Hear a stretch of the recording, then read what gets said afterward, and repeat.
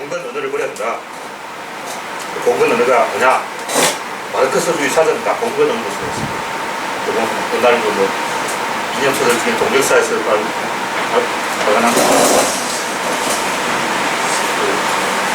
철학 이야기가 철학 사전 이런 거 보면 사전성 기술들이 마르크스주의 기술들이나 그리고 굉장히 봉건적인 표현이 들어가.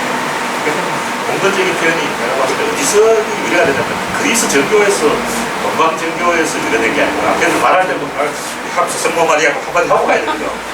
그러니까 자연스럽게 말도 그냥 뭐 태양이시며 무슨 이시며 간자신 기성 나바인 수령 이런 앞에 뭐 잔뜩 붙여야 돼. 그렇죠. 그러니까 본론 나오기 전에 막 잔뜩 붙인 거야. 그래서 스탈린이 하니까 김일성 따라한 거야. 그냥 자연스럽게 안 하고 지금 그 평양 방송 아나운서는 목소리 이상하게 해서 그렇게 한 거. 중국 방송에 출연해서 사생활도 그렇게 하면 목소리 이상하게 되냐는 거야. 사생활은 그냥 즐겁게 딱 서울바에서 그냥 거 아니야. 평양 방송 여자 아나운서가. 방송에서만 막 이런 뭐 이렇게 남자 목소리 내는 거야. 아줌마 이름이 리춘희인가 그래요. 우리 방송용 목소리를 갖고 있다는 거죠. 별로 그런 목소리가 아니야. 전쟁하는 목소리죠. 아니, 애들도 다 알아들고 이상하다는 것을. 근데 그 사회주의 언어가 있는데 그게 뭐냐면 뭐든지 선과의 그 선악 구도로 판단하는 거예요. 그러니까 자본가는 나쁘니까 노동자가 자본가를 사줘야 되는 식으로 나의 감정을 불러일으키는 그런 표현법을 쓴다는 거예요. 이건 기과학적이고 보편적이고 옛날에 다 그렇게 했어. 네?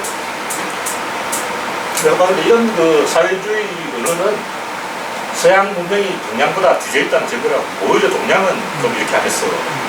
동양은 좀 건조하게, 쿨하게, 객관적으로 썼고, 서양의 특히 서양 중에서도 동유럽, 그리스 정교, 그쪽 사람들이 이런 걸 많이 하는 것 같아요. 오히려 그 개신교는 안 하는 것 같아요.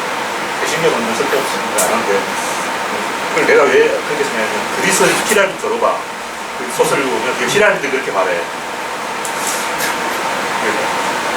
히라리들의 특징이다. 그래서 또 그리스가 지금 그렇게 경제난에 빠져 이거 하다가 망한 거야. 앞에 존나 치고 섬기다가 너무 길어가지고 본론 이제 서로는 얘기해서 망한 거야. 그 생각을 그렇게 하면 안 된다. 선악이라는 개념은 선이라는 게 그냥 집단의 그 사회적 집단 의지와 일치하는 행동이 있습니다. 사회성에 부합하는 행동이 있습니다. 선이라는 개념은 사회성이 나타나니까 이 사회성은 사자한테는 호랑이한테 없어. 왜 인간을 자꾸 사자로 만든다고 호랑이 있대. 그러니까 선과 이런 사자 집단의 방법은 사자한테 인간을 쓰고 우리가 현대인의 입장에서 종교라든가 또 결혼 이런 것은 다 인간이 부족 인의 본능이다. 태어날 때부터 인간이 결혼하려는 본능과 종교 집단을 가입하려는 본능. 지금도 서독 사람은 66%가 종교 민단이야. 서독 국민이 66% 교회 다니고 공동은 한 30%만 교회 다니는데 공동은 사회주의라서 교회를 안 다니고 인간 원래 이제 종교적 본능이다. 이런 그 태어날 때부터 인간이 봉건적인 사유체계를 가지고 태어났다는 거예요. 5살짜리 꼬맹이들 딱 대화해 보면 걔들은 경찰을 데려와 고등어 대시라고 앞에 가서 노동을 제기하는 경찰이 진짜 관심이 많아. 그래서 꼬맹이들의 그 사회주의다. 그리고 과학적으로 과학적인 사회주의는 그냥 선악 구도로 보는 게 아니고 에너지로 에너지가 모든 인간의 기준이다. 근데 이제 자본주의 이야기라는 에너지 효율이라고. 네? 과연 우리 자본주의가 효율을 따르고 있느냐 이거지. 별로 효율에 대한 사람들이 관심이 없어. 그냥 사람들이 관심을 가지고 있는 것은 효율이 아니라 자본주의는 효율인데 그 자연은 에너지인데 인간은 행복을 원하지 효율을 원하지 않는다. 원신들에게 자본주의 논리 아무 설명해봤자 부족민들은 설득이 안 돼. 인디언들에게 나가서 이렇게 하면 돈 벌 수 있다고 다 듣고 있다. 그럼 네가 해라. 네. 그 사람들은 부족 안에서 건설을 잡는 데 관심이 있지. 그런 행복, 효율에도 관심이 없다는 거죠.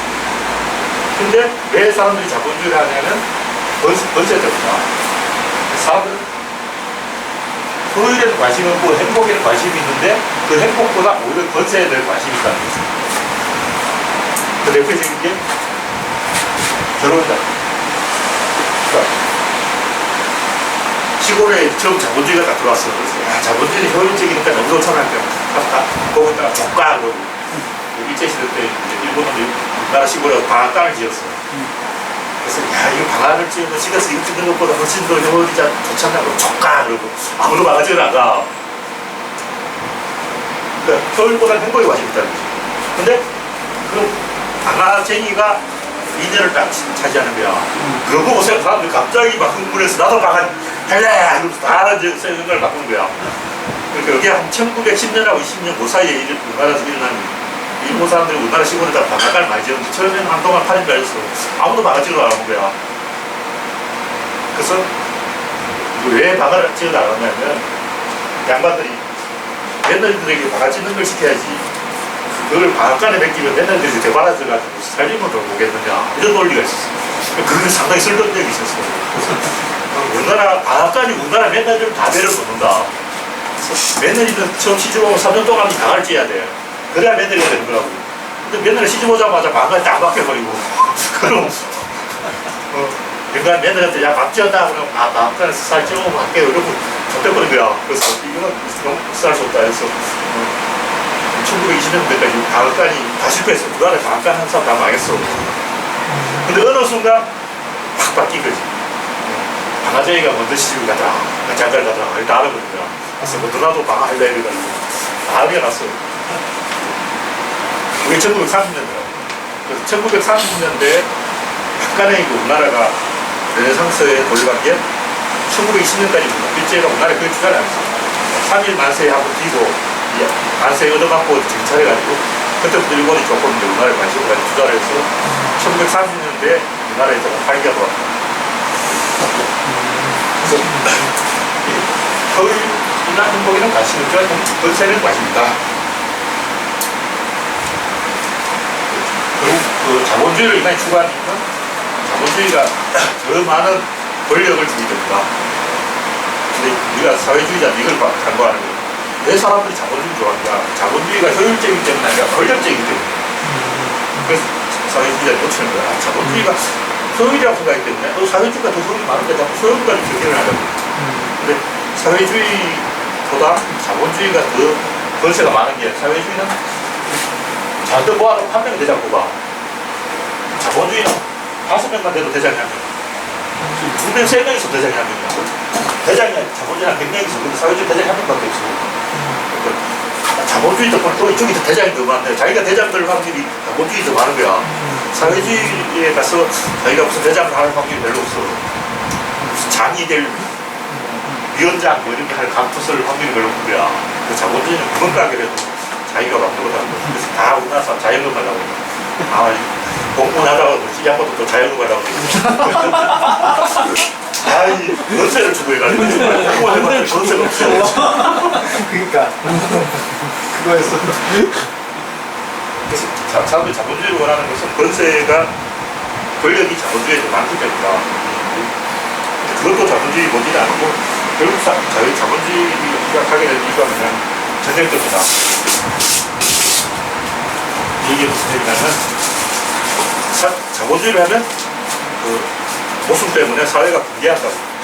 그러니까 원래는 그냥 잘 살았는데 갑자기 방앗간이 생기면서 방아쟁이가 양복 입고 나타나니까 마을 사람 총각을 다 삐졌어. 그래서 마을이 찢어진 거야. 그렇게 이제 분열된 마을은 약하다는 거예요. 그래서 자본주의를 하면 사회가 약해져. 근데 이 모순을 어떻게 해결할 것인가? 전쟁은 안 돼. 그래서 일본이 자본주의를 해서 사회가 분열돼서 약화됐을 때 조선을 치면 된다. 일본 노동자들이 막 파업을 해서 이건 올려달라 그러면 이거 올려주기 싫잖아. 조선을 침략해서 조선에서 쌀을 잔뜩 가서 나눠주면 돼. 야 이거 조선에서 가지고 쌀이다 그러면 노동자들 파업하려다 때려치고 야 조선 쌀 좋아 그러면서 파업을 안 한다고.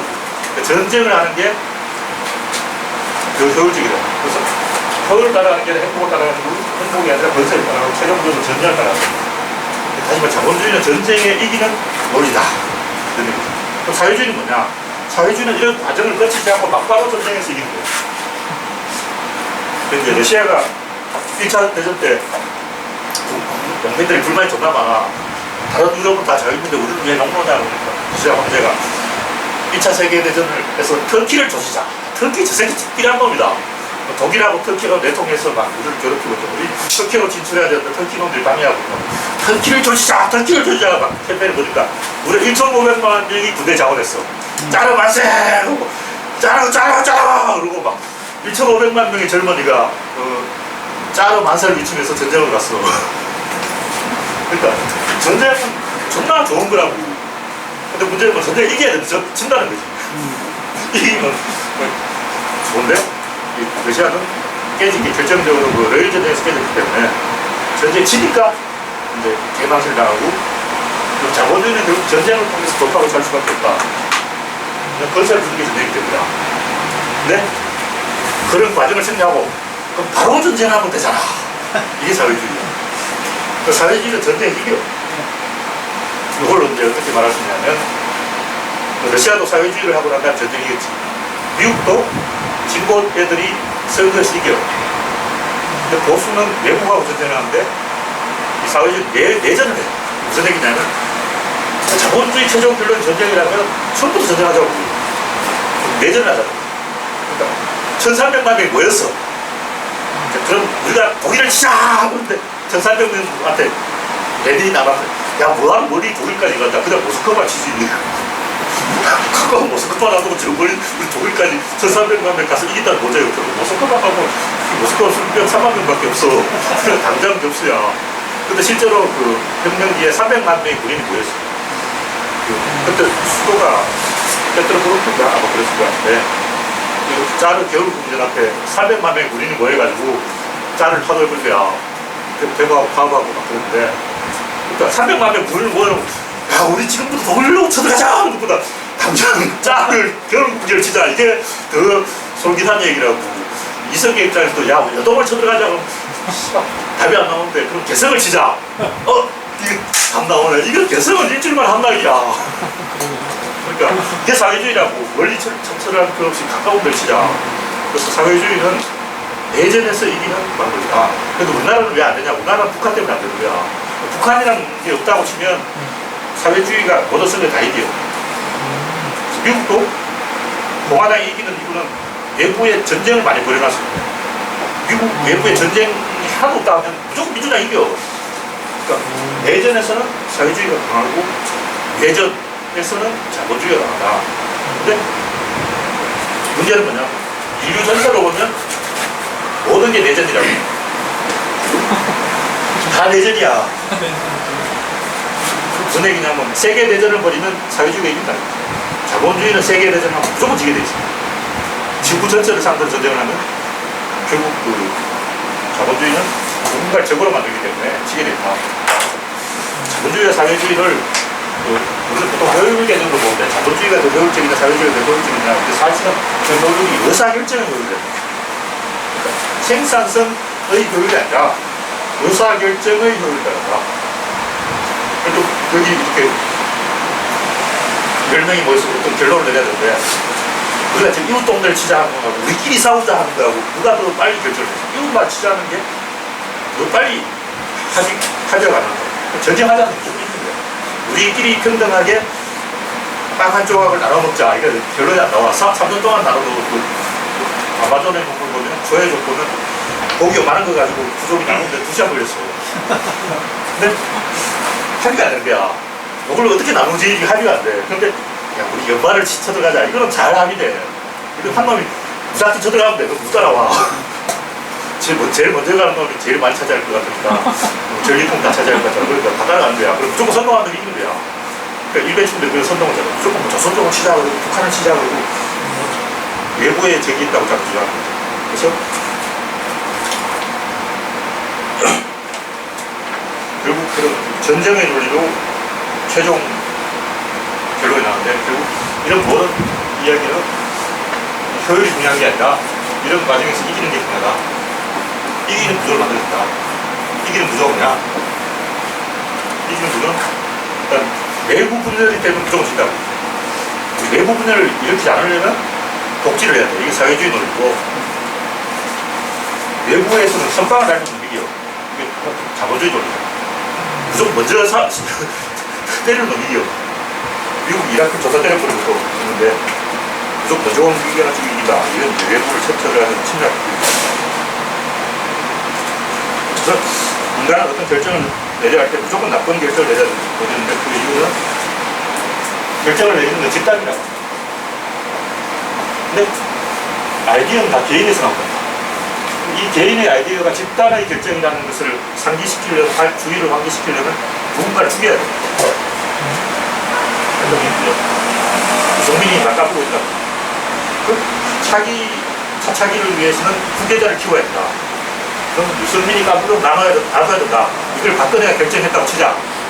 근데 그걸 아무도 박근혜의 결정이라고 생각 안 해. 박근혜 힘이 없으니까 당한다. 그죠? 내가 노무현이라고 치고 후계자를 키우기 위해서 밀어주는 노무현 저 쌤 힘이 없어서 정동민한테 깨진 행사하지 그것이 노무현의 결정이라고는 아무도 생각한다. 그래서 이 개인의 이슈를 집단의 이슈로 가져오기는 이걸 죽여야 돼. 그래야만 이제 박근혜가 뭔가를 결정했구나 이걸 알고. 다시 말해서 권력을 해야 된다. 그러면 조폭 두목이 자기가 조폭 두목이라는 걸 알리기 위해서는 우리가 한 100건이라는 걸 알리고 누군가를 때려야 돼. 견덕을 부려야 돼. 일관되고 합리적인 결정을 하면 사람들 잊어버려. 그러니까 우리가 뭔가를 결정했는데 그 결정이 합리적이라면 까먹어버린 거야. 수첩에 안 적어놔. 엉뚱한 결정 내야 막 수첩에 적어. 그러니까 왜 자꾸 그 박근혜 부하들이랑 김정은 부하들 수첩에 적냐면 우두머리가 틀린 결정을 하기 때문에 수첩에 적는 거야. 다른 결정을 하면 안 적어놔도 저절로 다 해결돼.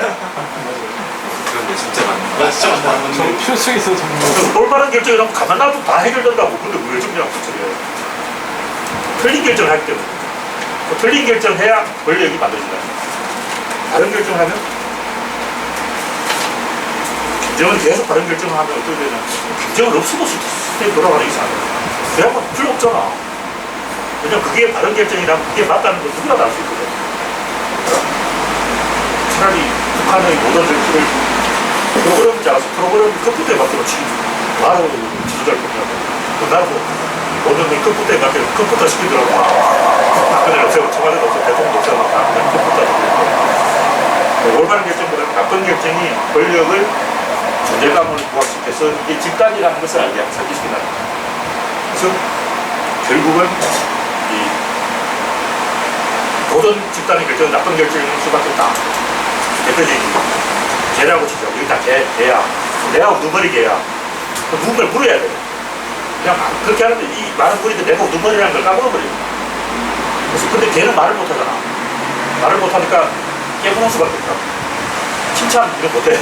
나는 칭찬을 못해. 걔가 유일하게 할 수 있는 것은 누군가를 깨부는 것밖에 없어. 박근혜도 이게 안 돼. 말이 안 되거든. 그러니까 유승민한테 말을 하려니까 전화를 해가지고 야 성민아 너 그러는 게 아니야. 그럼 성민이 전화를 듣고 박근혜 진짜 말할 줄 모르는데 초딩이다. 속을 비웃을 거 아니야. 그래서 박근혜 내가 전화를 하려고 전화기를 들다가 내가 유승민한테 전화하면 유승민 저 새끼는 이르대학 나왔다고 내가 말할 줄 모른다고 속으로 비웃겠지. 전화 안 하는 거야. 맞는 것 같은데. 말로 해결해야 되는데 말을 할 줄 몰라. 그래서 말을 안 하는 거야. 상대방 실수할 때가 기다렸다가 뒤통수 치는 거야. 그것만이 이 권력이라는 것의 존재를 만들어내는 방법이다. 그래서 결국 최종 결론은 전쟁이고, 전쟁이라는 꼭 총 들고 싸우다 이런 얘기 아니라 경쟁에서 이기는 구조라는 거야. 근데 우리나라 재벌을 하는 이유도 재벌이 이기는 조선기업을 일본은 왜 재벌을 안 해? 일본은 재벌이 져. 나 지금 재벌이 이기는 구조에서 재벌이 지는 구조를 살짝 넘어왔다고. 삼성 같은 경우는 좀 예외적인 게 이미 재벌이 존나 많이 망했어. 미국 같은 경우는 애플 같은 벤처가 재벌을 이기는 거예요. 우리나라는 아직 애플 같은 벤처가 안 나타나. 삼성을 이기는 벤처가 우리나라에 안 나타나. 그러니까 보통은 재벌이 망하는데 특수한 경우는 재벌이 더 효율적일 수 있다. 일본과의 경쟁은 일본 재벌이 없기 때문에 경제가 망했다고. 우리나라는 재벌이 있기 때문에 이겼는데 이런 거는 다도기적인 현상이고 후진국의 재벌 중국도 재벌이 없다고 그러는데 자동차 회사가 존나 많아. 그러면 자동차 회사가 지금 현기 하나 남았잖아. GM도 넘어가고 상용도 넘어가지. 인도 오프잖아. 문어 선수인데. 그것도 넘어가고 순수한 우리나라 자동차 기업은 현기차밖에 없지. 근데 중국에는 뭐 자동차 회사가 100개쯤 넘는 것 같아요. 존나 많기 때문에 중국이 짝퉁차만 만들고 좋은 차를 못 만드는 게 너무 많아서 샤오미도 지금 벌써 넘어갔어요. 지금 샤오미도 잘 나가다가 지금 다시 주춤하고 있는데 샤오미를 거쳐먹는 새끼 샤오미가 너무 많아. 그 샤오미가 우리는 저가로 승부한다. 20만 원. 그러니까 새끼들이 20만 원. 우리는 더 샤오미인데 우리는 샤오샤오미야. 샤오샤오. 그러니까 샤오미가 샤오샤오미한테 지는 거야. 그래서 중국도 오히려 재벌을 만들어야 외국과의 경쟁이 생긴다. 그런 구간이 있다. 재벌이 없는 구간이 있다. 네? 그러니까 이기는 구조를 우리가 만들어야 되는데 이게 가변적이다. 아프리카 같은 좀 가난한 그런 재벌이 필요할 수도 있고 아랍 같은 경우는 사회주의적인 어떤 그런 시스템이 필요한 것도 있고 그리고 우리나라의 지정학적 구조에 맞는 그런 구조를 만든다. 일본 같은 경우는 내수시장이 1억 3천이나 되니까 그 내수시장이 너무 정리했다고 하겠습니다. 우리는 이제 중국이라는 시국시장을 바라보고 있으니까 좀 끝났다. 미국이 그런 이유도 미국은 세계시장을 보고 있기 때문입니다. 그런 구조에 맞게 자기 이기는 방법을 만들어야 됩니다. 그래서 최종적으로 사회주의가 이기게 되죠. 사회주의는 내전하는데 내전은 전 지구가 하나의 내전이기 때문에 전 지구적인 경쟁에서는 사회주의입니다. 그래서 자본주의는 외부의 전쟁을 벌여서 내부의 보수를 해결하는 것에 일시적으로 붙인다는 겁니다. 그래서 노동자의 임금을 올려주는 방법도 있지만 원화 가치를 높여서 중국 식량 사계 사들인 방법도 있습니다. 두 가지 방법이 있다. 자본주의 방법은 원화 가치를 자꾸 높여가지고 중국 공산물을 아예 헐값을 들어오자. 그러면 우리나라 서민들이 식량 문제를 해결할 수 있지 않냐 이거고 사회주의 방법은 그냥 일당을 올리자. 예. 15,000원으로 지가 딱 15,000원으로 하자. 이런 거고. 이번에 어떻게 7,000원인가? 아직 6천 몇 번. 내년에도 6,000이야? 6천 못 넘어가. 6,030원 아까 그건 없고 결론은 이런 모든 이야기들 최종적으로 의사결정권을 가지려면 의사결정권을 가지려면 의사결정 그룹을 만들어야 돼. 그게 노조라고. 노조를 만들면 노조의 의사결정권이 생긴다. 그래서 굉장히 많은 그런 조합이라든가 협동조합이라든가 이런 공동체 그런 의사결정이 가능한 단위를 만들어야 되고 그중 하나는 자영업을 해서 자영업 하는 그 사람들이 의사결정하게 합니다. 그건 자영업이 너무 많다고. 자영업이 너무 많기 때문에 자영업이 아닌 방법으로 의사결정을 할 수 있는 집단을 많이 만들어야 된다. 그 집단을 만들어내기 경쟁에서 사회주의가 자본주의에 졌어. 우리나라 진보 세력들도 자본주의가 자꾸 이기는 이유가 쟤들이 소집단을 존나 많이 만든다. 구멍가게 부르시다겠으면 작은 그룹을 많이 만든다. 사회주의도 굉장히 많은 그룹을 만들어야 되는데 그걸 놓쳐. 대그룹을 만들어야 돼. 근데 실제로는 그 뿌리 이렇게 해서 작은 소집단을 만들려고 하는 그런 문제인데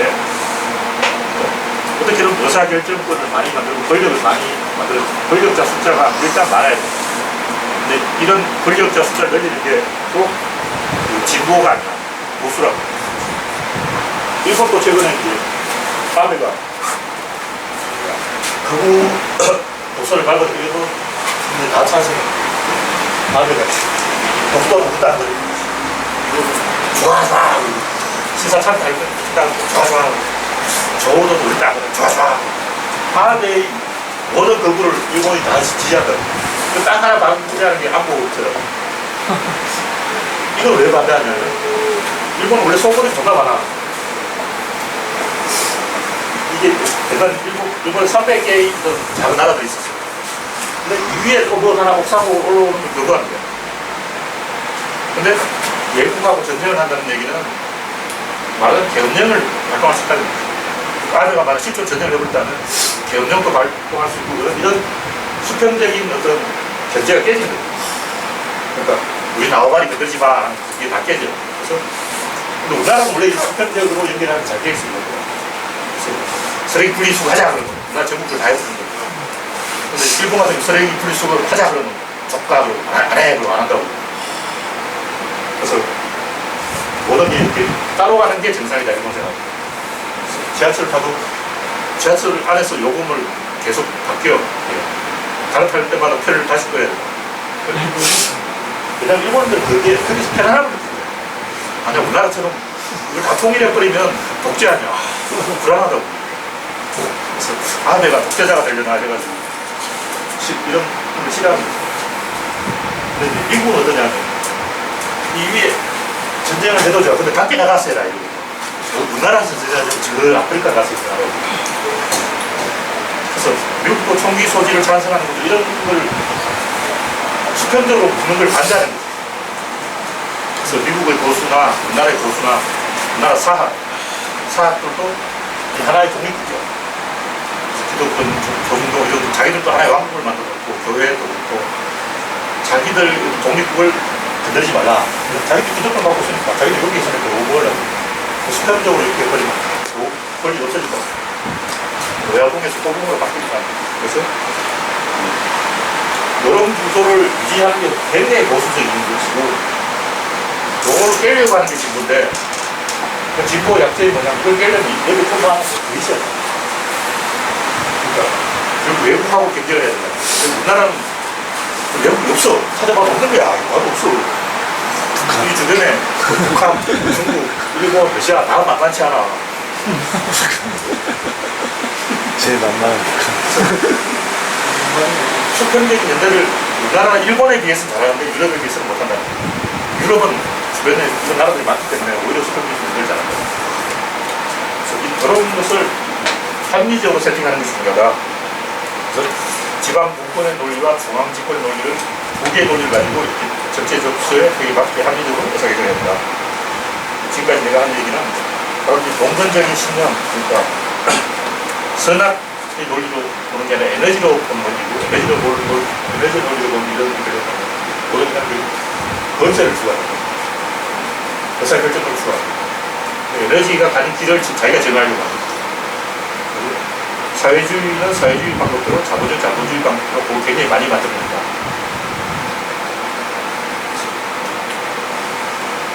자본주의로 하는 이런 것들이 괜히 잘못 나서 이게 통하지 않아요. 이 전체를 아우르는 의사결정권을 못 만듭니다. 그냥 각자 살자. 우리나라는 상당히 사회주의지. 우리나라는 건의한테 해먹으라 그러면서 솔직히 그 속마음은 사회주의적인 생각을 하고 건의가 부자한테 뭐가 혜택을 주기 위해서라고 그래요. 그러니까 자본주의 지지하면서도 그 논리는 자본주의 논리가 아니라 네, 사회주의 논리로 자본주의를 찬성하는 게 희한한 의사결정을 합니다. 이번에 그 삼성의 그 카페 그것도 자본주의 논리가 아니야. 그게 북이 그렇다고 하면서 사회주의 논리를 가지고 자본주의를 찬성하는 희한한 역설적 상황이다. 조선일보도 많은 자본주의인데 큰 행동은 사회주의다. 사회주의는 몰아주는 건데 경쟁하지 않고 몰아주는 거야. 경쟁을 안 해.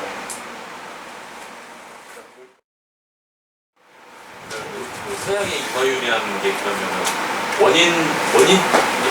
이런 원인이 있으면은 반드시 이런 결과가 나온다라는 어떤 그럼 어떻게 보면은 그거는 어떤 면역적인 방법인 거예요. 근데 동양에 또 그런 이론이 있다고.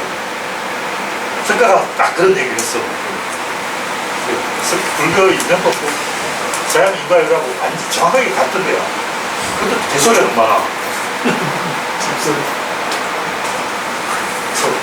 석가의 12형제라는 게 있는데 이게 12인연이거든. 이게 다른 말로 12인과라고. 인과지 무슨 시비야. 플러스 같은 거 매달 모명이 나오거든. 모명은 처음에는 저도 모르는 듯이 시작한다고. 근데 이거는 인식론이 되더라고. 모명에서 행이 나와. 행은 내가 당장 동이라고. 이 에너지란 말이야. 여기 또 뭐 식이 나와. 식은 이제 인식론이라고. 인식론에서 전자전으로 갔다 다시 인식론으로 갔다 왔다 갔다 지금 만들어가. 됐다 됐다 계속이고. 12연기는 그냥 계속이다. 근데 이 모명은 또 모르는 얘기니까 치워버리고 행으로부터 이야기를 시작한다는 행이 시각에 온다는 건 굉장히 이제 구조를 하고 만든 얘기예요. 나머지 10개를 빼버리고 그 2개만 보면 이게 지리고 있다 이렇게 되는 거예요. 우리 눈에 뭔가 인식돼서 이게 있잖아요. 행은 어떤 것이 인식되기 이전에 에너지 상태, 모호한 상태. 여기 어떤 사람들이 모여있는데 아직 정체를 잘 파악이 안 된다. 그럼 행이라고. 야, 너들 뭐야? 그런 거야. 우리 지존파인데 이렇게 딱 이름 나오면 이제 시기 되는 거야. 근데 지존파인데, 야, 너 지존파냐? 그러면 아닌데, 그런다. 그래서 조폭들 이러면 다 경찰이 주는 가짜야. 조폭들 너도 꼴방파냐? 아니야, 꼴방파 아니야. 그 경찰이 지은 이름이야. 자기들 이름 지금 뭐 꼴방파라고 짓냐고. 그리고 뭐 기장미역파, 이거 그 제주도 밀감파, 감귤파 이런 건 뭐야? 자기들이 지은 이름이 아니야. 춘천 연탄파, 찌개파. 서방파. 그건 좀 잘 지은 이름이야. 오비파. 그거는 서방파를 서방. 경찰이 그 조폭을 또 괜찮은 조폭으로 봐준 거야. 꼴방파 이런 거 제주 그건 경찰은 승리 없어. 뭐 남문파, 북문파, 동문파, 서문파, 김해 양감파. 하긴 자기네 지역 주면 뭐 불사파 이런 이런 파예요. 원래 조폭 지존파 이러잖아. 이름이 없어. 그러면 다 경찰이 지은 편의점이 이렇고 자기들끼리 그냥 식구들 그리고 로컬 식구냐 이래서 나오는 거야. 보수 이름이 되나? 그냥 현재 식구들. 그래서 이 불교의 이론이 정확하게 인과 법칙하고 똑같은데 문제가 뭐냐면 그 해설 과정에서 온갖 잡소리가 들어가는 바람에 그 인과율이라는 기본에서 멀어졌다. 이 사성제만 해도 그리고 12연기 외에 또 초단기에 무슨 연기가 많아. 그러니까 너도 하나씩 만든 거야. 나는 25연기를 했고 25는 나는 48연기 야 48은 나는 190연기야. 나는 3284로 한번 해보겠어. 계속 이제 잡다한 연기가 나오는 성가가 12연기를 만드니까 너도 나도 하나씩 다 만들어가지고 불교에서 인과율을 제대로 과학적으로 접근 안 했어. 객관적으로 안 하고 그냥 거의 12주의를 만들어서 우리나라 신도들은 불교 신도들은 인과를 무슨 에너지라고 생각해. 인과 에너지가 막 기지 같은 북쳐서 막 있다. 와 이분 와 인과 에너지 이만큼 돼봐. 뽑기만 서쳐도 이제 그걸 막 빼가려고 그러는 거야. 그래서 옛날 신도들은 이제 몇 신도들이 머리카락을 풀어가지고 길을 만들었어. 서인들이 밟고 지나가라고. 그냥 머리카락이 100만 개라. 한 번 밟으면 100만 개. 와, 100만 인구야. 너는 12년이 나는 100만 년기야. 두 번 밟아버리면 벌써 200만이야. 그러니까 인과를 과학적으로 생각한 게 아니라 무슨 기 뭐 이런 걸로 에너지 뭐 이런 걸로 잘못 해석했다. 이런 거고. 하여튼 그 인과의 핵심 이론은 서양의 인과율이나 불교 인과율이 정확히 맞다는 거죠. 스님들이 이래가지고 스님들 좀 부탁드려. 그 동양의 인과율은 다친계를 설정해놓고 시작하는데 원인과 결과가 대칭을 해준다. 근데 이게 인과율도 안 하고 주역의 음량으로 해버리기 때문에 굉장히 이야기가 산만해진다. 근데 이게 직관적으로 이게 인과율이라는 걸 알아. 네? 그러면 반드시 닫힌 게만 해당입니다. 그러니까 외부에서 에너지가 들어오고 여기 닫혀있는 부분에만 이런 대칭이 있습니다. 그리고 이제 불교에는 인연인데 또 연기벌이라고 해서 연을 잡고 강조합니다. 원래 앞에 오는 글자가 중요한 건데 연이 앞에 오다 보니까 연해서 이 원인의 에너지에 답이 있다는 게 아니라 이 관계를 자꾸 중요해서 관계 그 자체에 뭔가 어떤 기준이 있다고 생각해요. 그러니까 관계는 그냥 관계일 뿐이라고. 구조론에서도 관계가 원인이다 이렇게 하는데 사실 관계가 인이다 이런 얘기지. 그럴 때는 내가 스트레스라는 말을 많이 썼거든요. 이 두 사람이 있다, 두 사람 관계가 있을까요? 이 사이에 보이지 않게 뭔가 꽉 차있다는 거죠. 농약 사이다 사건도 할머니들이 5명 있다면 이 사람들 사이에 어떤 관계, 원한 관계 있을까요? 과연 이 원한 관계가 원인이냐? 보통 언론은 다 그렇게 나오지. 저 사람들 겉으로는 화기애애고 속으로는 원한이 있어. 그게 아니야. 실제로는 이 사람들이 손주가 없어. 손주가 다 서울가 있다. 며느리도 없고 자식도 없고 할머니들만 있다 보니까 다시 말해서 관계가 원인이 아니라 관계의 구제가 원인이야. 물론 이것도 관계지. 관계의 구제가 원인인데 그것도 관계라고. 근데 관계가 원인이다, 관계가 원인이다, 관계 하다 보니까 그 안에 원한 관계가 있고 자꾸 여기 있어요. 이거는 인연으로 하면 인이 직접 원인이고 연은 간접 원인인데 이게 타이밍을 정하거든요. 이게 사실은 원인이야. 근데 요게 타이밍을 정해. 그러니까 그 할머니도 외로운 거예요. 외로움이 분노를 일으켜. 왜냐면 인간 뇌에서 계속 바깥에 대한 정보를 동물원에 갇혀있는 동물들은 외국에서 내가 동물원에 있는 기린이라고 치자. 저 사자 소리가 들려. 사자 우는 소리를 들리는데 안 보여. 존나 불안한 거야. 스트레스를 받는 거야. 근데 동물원 사육상 쟤는 먹여주지 재워주지 아무 불만이 없는데 왜 스트레스를 받는가 이해를 못하고. 그러니까 사자구리 안에 어떤 돌멩이가 있기 때문에 그들은 스트레스를 받는 게 아니라 자꾸 이 내부에서 그런 거야.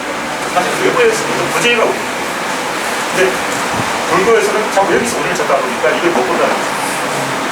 관계가 원인이라고 해서 관계를 못 봐. 그리고 서구의 인과에는 시간만 보고 공간을 안 봐. 원인과 결과 사이를 일단 잘라버리기 때문에 총을 쏴서 그 공간은 죽었어. 그럼 죽은 놈을 보고 총을 쏜 놈은 안 보기 때문에 이 사이에 제3자가 있다는 문제가 있다는 걸 모르고 그걸 이쪽을 안 봐. 그래서 서양의 인과는 굉장히 과학적인데 너무 단순하다. 심플하고 좀 컨텐츠가 없다. 내용이 없다. 이 내용을 채우는 게 동양의 규형인데 규형은 아무리 봐도 개소리야. 옛날 선비들 생각해보면 딱 봐도 이게 개소리잖아. 그래서 뭔가 생각하다가 성리학이 우주의 본성이다. 그러니까 처음에 주역이 나왔을 때만 주역이 뭔지 자기들도 잘 몰랐어. 이게 점점 거잖아. 저거 외쳐. 주자가 존나 생각해보고 주자가 불교 공부 좀 했어. 원래 옛날 유교 선비들 다 불교 공부 조금씩 했어. 불교에서 아이디어를 굉장히 많아.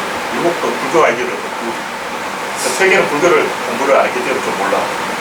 그래서 주자도 불교 영향을 좀 받아가지고 문양이라는 것은 결국 이런 인과법칙이라는 것을 알았는데 도교에서는 도라는 단어를 쓰고 불교에서는 법이라는 단어를 쓰고 유교에서는 성이라는 단어를 쓰고 이 주자가 있어요. 성에는 이와 기가 있다. 사실 이가 원인이고 기가 결과야. 근데 태극기에 보면 이렇게 되어 있지만 사실은 핵을 공유한다. 핵도 여러 가지 핵이 있는데 이런 이상한 점도 있어요. 핵 잘못 이상한 걸 많이 했어요. 그래서 요게 기고 요게 기다. 기는 이렇게 변화를 한다. 기는 다른 코어는 불변한다. 이런 가지고인데 이게 상당히 맞는 얘기인 게 제1원인은 변하지 않아. 제2원인은 변한다. 그러니까 할머니 농약 사건의 제1원인은 고립, 정리, 소외 이게 제1원인이고 2원인은 고스톱이야. 고스톱에 누가 돌을 놨어. 그래서 사건이 생긴 거야. 고스톱을 안 하고 마작을 했으면 이런 다양하게 바뀐다고. 고스톱이될 수도 있고 뭐 3년 전에 있었던 무슨 3년 전에 뭐 식량을 이만큼 빌려갔는데 안 갚았다 하고 그래가지고 또 싸웠어. 이거는 상당히 변화가 많다는 거죠. 이건 한계고. 이건 저기 입자가 될 수 있는 구조를 해서 말하는 입자의 입자 힘 운동 양으로 갈수록 있다. 질은 한계고 갈수록 많아져. 아무래도 숫자 근데 구조로는 최종적으로 3,125개까지 많아지기 때문에 존나게 양이 많아져. 구조는 굉장히 복잡하게 만드는 것이고, 맨 위에는 원래 원인이 한 개라고. 이는 한 개고, 연은 맞다. 사람들이 잘못하면 연을 좋아하고 이걸 이겨버려요. 이게 문제야. 그래서 어떤 사건이 일어나려면 맨 처음엔 일이 있어야 되는데, 이건 무규정적이니까 어떤 그걸 규정할 수 있으면 이미 일이라고. 근데 불교에서도 행은 1이고 식은 2인데 행이 먼저 못 발표한다. 그래서 옛날 사람이 직관적으로 생각해도 맨 앞에 오는 것은 도와도 뭐 비상도 이래가지고, 도지만 그것은 도가 아니야, 이름이지만 그것은 이름이 아니야, 이런 식으로 뭔가 말할 수 없는 어떤 왜 이제 도가 아니고 이름이 아니다 그러냐, 이런 에너지 상태는 어떤 다양한 변화의 가능성을 품고 있기 때문에, 이거 빨간 놈이 다 하면 파란 놈을 바꿔버리고, 너 빨간 놈이 지금 나 파랑이라고, 너 빨갱이지 그러면 아장에 쏘고 파란 놈을 쓰고 순간 바꾼다고. 네 파랑이지 하면 빨간 놈이 붙여라, 그 뜻을 보여줘. 그래서 이 에너지라는 놈은 상대방에 따라서 태도를 바꾸기 때문에 규정하면 안 돼. 이름 붙이면 안 돼. 너 그렇게 해야 접근이 되고, 너 접근이 하면 그렇게 되고, 항상 변들, 각거리의 변들이야. 역설이 작동한다고 했을 때. 네? 역설. 역설이 작동한다고 했을 때. 근데 이런 것은 모든 가능성을 갖고 있어야 되기 때문에 어떤 하나의 입장을 정하면 안 돼. 국민들도 어떤 친노와 비노 사이에서 굉장히 이중적인 태도를 써요. 맨날 우리 국민들은 친노를 지지해, 아니야 비노를 지지해, 이런 걸 싸우고 있는데, 국민들은 그렇게 싸우게 만들어. 그러니까 여론조사를 해서 어느 한쪽을 국민이 지지한다는 국민의 본심이 긁혀버리면 국민이 손해거든. 국민의 입장은 지금 문재인하고 박지원 싸우고 있는데 계속 싸워. 자기 입장을 안 정해. 선거 직전에 정한다. 맨 마지막에 이제 되돌리. 이게 이제 에너지 질게. 모자가 생각해도 이거 도라고 하면 안 돼. 도라고 생각할 순간 나 도가 아니야. 이렇게 나온다. 너 친노지 그거 맞냐? 난 비노야. 비노자가 맞냐? 난 친노야. 무조건 입장을 놓기 때문에 모호한 상태에서 또 이것이 움직이면 무조건 충돌을 합니다. 그러니까 운동장이 여러 명이 흩어져 있는데, 이게 에너지가 없으면 원형이 정리 상태돼가지고 정도되고, 에너지가 있으면 들뜬 상태가 돼서 이것들이 굉장히 활발하게 움직인다. 근데 이렇게 활발하게 움직이면 어떻게 될까? 메뚜기 때는 활발하게 움직이면 한 방향으로. 활발하게 움직이려면 공간이 있어야 하는데, 베르누이의 정리에서 움직여야만 공간이 생긴다. 이것을 가만히 있는 게 더 많은 공간을 차지하지 않을까. 근데 이 사람 자체가 종이기 때문에 움직여야 많은 공간을 차지합니다. 그래서 이 무질서한 상태에서 에너지가 투입되면 이것이 한 방향으로 움직인다. 이렇게 움직이면 입자가 됩니다. 파워가 생기고 입자가 생깁니다. 그래서 그 입자가 생겼을 때는 입자를 제공하는 대칭이 있다고. 이 대칭이라는 것은 입자를 만들기 위한 대칭이에요. 두 개의 팔이 있으면 몸통입니다. 최근에 이제 내가 낙엽가 생길 때 낙엽의 어떤 변두리가 먼저 생기느냐, 핵이 먼저 생기느냐, 구조론적으로 무조건 이게 정답이야. 변두리가 먼저 생긴다. 그럼 또 이제 좀 많은 사람이 갖고 왔습니다. 그러나 논리의 비약이다. 뭐 그렇게 갑자기 네가 증거도 없이 그러지 못했는데, 구조론에서 원래 비약이야. 구조론 원래 비약한 거고, 구조론 복제하기 때문에 게임을 해도 설정을 먼저 한다. 집을 지을 때 설계를 먼저 하냐, 시공을 먼저 하냐. 당연히 설계를 먼저 하지. 네가 직접 하냐 하고 보시기 지어보지 않고 네가 설계를 먼저 하지, 시공을 먼저 하지, 어떻게 하라는 거야. 근데 게임을 하든 축구 시합을 하든 뭘 하든 무조건 설계를 먼저 해. 축구 시합을 해도 먼저 편을 짜지. 그리고 요리를 하는데 일단 밥을 먹고 그 다음에 요리를 하는 게 어떨까. 이런 건 없어. 무조건 요리를 하고 봐. 이게 보편적인 원리고, 보편성에 의해서 무조건 밖에서 하는 거예요. 절대 입자는 먼저 생기면 안 된다. 왜냐? 먼저 생기는 입자가 사방으로 움직일 수가 있어. 방향이 360도야. 360개의 의사결정을 해야 돼. 못하는 거지. 근데 이거는 한 개의 의사결정을 가는 거야. 전국에서 중앙으로 가는 것은 한 방향이라는 거지. 그럼 연예인 나타났다 막 몰려가는 거야. 그럼 연예인이 너희들 군중한테 야 각자 너희 집으로 가 그러면 안 가. 그러니까 군중이 먼저 있고 그 다음 연예인 딱 나타나고 이렇게 모인다는 거지. 그래서 은하계가 처음 생길 때 별들이 원반이 먼저 있었어. 근데 실제로 이렇게 생겼어. 우리 눈에는 원반으로 보이는데 그 보이지 않는 부분도 뭐가 있다. 그게 뭐 아무 물질이든 나무 에너지든 분명히 있어. 태양계도 납작한 게 아니고 실제로 우리 은하계도 아주 동그랗다. 은하계가 존나게 크고 은하계가 어느 정도 크냐면 이게 안드로메다고 이게 우리 은하라면 이 사이 거리는 난 0으로 보거든. 지금 이 사이에 뭐 50만 광년이라고 하는데 그거는 이 사이의 암흑 에너지를 뺏어를 실제로 안드로메다고 여기 우리 은하인데 이 사이는 아무것도 없는 걸로 되어 있지만 실제로는 이만큼 크다는 거지. 더 크게 이게 실제로는 안드로메다 은하와 우리 은하가 하나의 바운더리 안에 통합되어 있다. 우리가 그걸 발견하지 못하고 그래서 여기 55년 후에는 합쳐졌다는 거예요. 이미 이게 작동하고 있는 거예요. 그래서 무조건 질이 문제야. 이렇게 정답을 알 수 있다.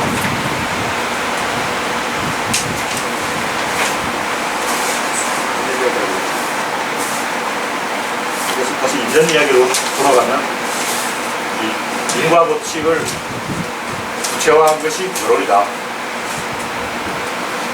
인과 법칙이 수학의 덧셈이라면 결론은 거기다 곱셈, 나눗셈, 뺄셈을 추가해 놓은 거야. 근데 원신들에게 곱셈 받을 수 있는 불신에 사실 상치를 하나 외웠다고 밀어쳤어. 그거 다 외우면 어떻게 하고 하나 써놓고 검색해보면 이건 확실하잖아. 한게 두 개고 덧셈은 확실해. 근데 곱셈은 무슨 마술을 부리나. 못 믿어. 곱셈으로는 우리는 이제 구구단을 다 외웠기 때문에 이제 구구단 못 외운 애들은 곱셈은 사기야 안 믿어. 덧셈도 안 믿어. 덧셈도 안 믿고 뭘 믿냐면 땅바닥에 있어 높이 사는 거야. 그래서 이 루이터라든가 부족민들은 물물교할 때 무조건 높이로만 그걸 덤이라고 이렇게 쌓은 다음에 그만큼 쌓았다면 여기가 덤을 닦거든 거야. 그래서 뜬금없다 이거 맞죠. 덤이 딱 맞아야 돼. 떴다 이거지. 뜬금은 없어. 덤은 뜨면 안 된다. 책 팔아먹자고 공사 아저씨 이거 좋은 책이다 필요 없어 싸! 그러고 무조건 높이로만 가격을 매겨주는 거야. 그래서 이렇게 딱 싸우면 만원 이 책 이만큼 다 만원 이렇게 맞춘다고. 근데 금을 딱 띄우는 거야. 금을 띄우지 않고 한 게 뜬금없는 거야. 금을 딱 띄워야 돼. 그래서 가격을 일단 우리말로 금이라고 해.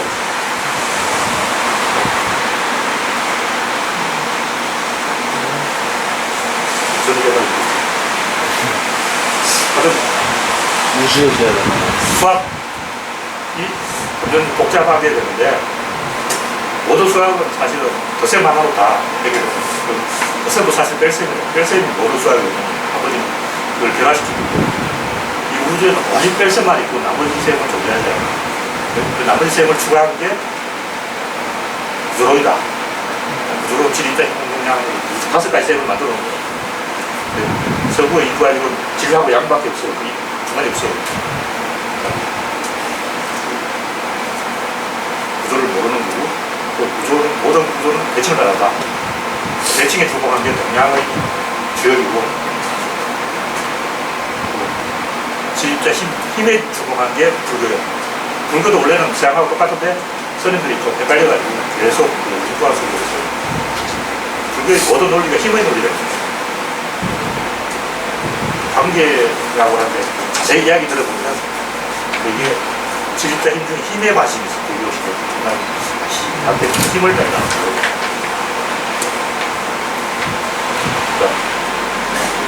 핵심적인 원인보다 타이밍을 정하는 그 순간의 원인이 힘이란 진짜 힘은 진짜 핵심적인 원인이고. 그래서 어떤 사람이 장가를 갔어. 장가를 갔으면 진로 보면 그 사람이 공무원 시험 합격했기 때문에 장가를 갔다. 이게 지뢰의 관점이고. 이자의 관점은 차원이 갑자기 면도도 하고 펜션에서 딱. 힘의 관계는 운 좋게 미녀를 만났다. 그 사람들은 공무시험도 안 치고 면도도 안 하고 자꾸 미녀를 만나려고 그러는 거야. 그럼 공무시험 합격하고 그다음에 머리를 좀 이렇게 미장원에 가서 만지고 옷도 좀 좋은 거 입고 그 다음에 미녀를 만나려고 그랬다. 이게 입자고 공무원 된게 지가 입자를 그 다음에 힘을 보내야 되는데 불것이든 미녀만 있으면 되는 거야. 시험도 아직 합격하고 직장도 없고 그것도 안 받는 주제 처음부터 미녀를 만나서 고생하면 안 돼요. 이렇게 연애 못하는 사람이 드라마에서 그게 되거든. 그 드라마에서 머리도 투수하고 막 이렇게 좀 못생기고 깨재지 하면 미녀를 만나. 알고 보니 돈이 많아.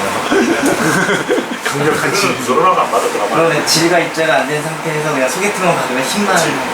소개팅만 받으면 된다. 이렇게 생각해요.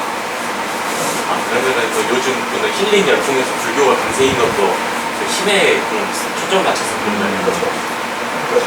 전제 조건 다 무시하고 핵심적인 계기만 있어도 나도 할 수 있어요. 근데 그 계기는 전제 조건을 갖춰줘야 자꾸 하는 거예요. 내가 10년 동안 돌아다녔지만 미녀가 없었어요.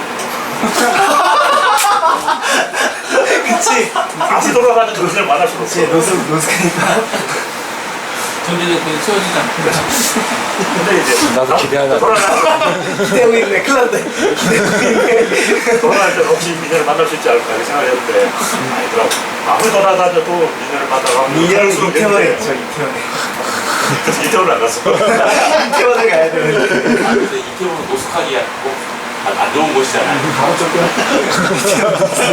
그러니까 100% 안 돼. 잘 모르긴 하지만 이태원 가서 클럽에서 밥솥으로 춤을 추는 거예요. 그래서 춤추어들은 얘기는 이태원은 클럽도 입장료를 들어가더라고요. 그것도 장벽이 있구나. 네, 장벽이 있어요. 꾀제 작업 쫓아내는 거 아니야? 예, 이제 옷도 정장이 아니면 쫓아내고 안 되네. 어차피 안 돼. 이태원 전문가. 그건 안 되는 거야. 슬리퍼 안 돼요 부르시냐 되는 거야? 아니 운동화 신어야 부르시나요 나이는 상관없어요? 나이는 상관없어요 깔끔하면 돼요 근데 홍대는 그게 반대해서 옷차림 크게 신경은 안 쓰는데 나이가 많으면 왜냐면은 홍대는 남녀 만나는 위주 클럽이 더 많고요 이태원은 음악 듣는 위주 클럽이 더 많고요 저는 불교의 핵심 교리는 서양의 인과유라고 정확하게 같은데 석가모니 본인이 해결의 배설을 좀 바꿔놨어요. 사석에 고집멸도도 좀 황당해. 교가 원인이고 교가 결과가 그럴 것 같기도 하고 아닌 것 같더라고요. 그렇게 될 수도 있는데 그렇게 안 될 수도 있다. 인과율이 맞으면 100% 필연적으로 그래야 되거든요. 교가 있다고 해서 다 깨닫는 게 아니잖아. 교 덕분에 깨닫는 게 아니라 교 덕분에 더러운 거지. 근데 여기서 이제 고집멸도는 완전성이라는 개념이기 때문에 어떤 사건의 완결이라는 개념. 근데 이 개념이 서양은 없어. 이게 이제 그룹 인과율이 발전하는 핵심적인 차이다. 우리에서 끝났다가 아니라 완성됐다고 생각해요. 그랬더니 봄에 꽃이 피고 가을에 열매가 되었다. 완성. 이 사이클 완성이 되는 거죠. 봄에 꽃이 피다가 가을에 꽃이 죽었다. 이런 식으로 자꾸 운동하다 가볼 거야. 완성이 아니잖아. 그러니까 서양의 인과율은 완성이 아니기 때문에 자꾸 정답을 못 찾아. 완성을 이란 전제를 깔고 이제